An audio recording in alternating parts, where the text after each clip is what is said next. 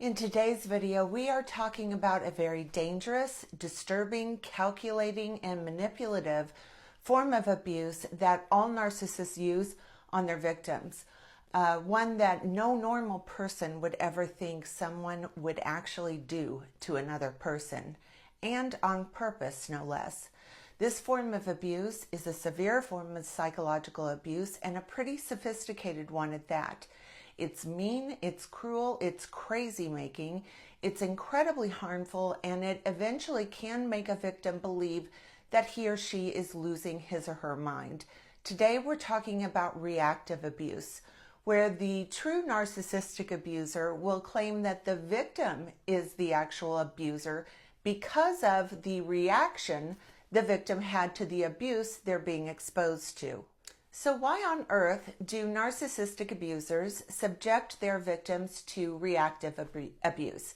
First off, they use it as proof that the victim is mentally ill or unstable or crazy, the one that clearly needs mental health care help. That's number one. Number two, by doing this, if it's successful, and let me tell you, over time this is incredibly successful, the abuser is actually able to convince the victim that the abuse they are being subjected to is their fault. It's not the true abuser's fault, it's your fault, the victim. This is also all part of the grooming and conditioning process that narcissists put primary sources of narcissistic supply through. Slowly, over time, the victim will become more and more dependent on the abuser's interpretation of reality instead of his or her own perceptions. Another really gross and disturbing manifestation of this is the victim will eventually feel extreme levels of guilt and shame and actually come to pity their abuser. If that isn't power and control, I don't know what is.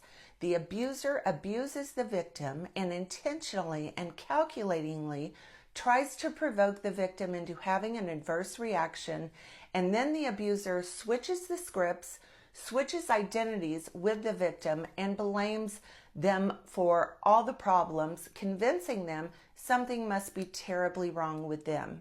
And on top of all of that, is able to make the true victim feel deep levels of guilt and shame about themselves while feeling pity for the abuser.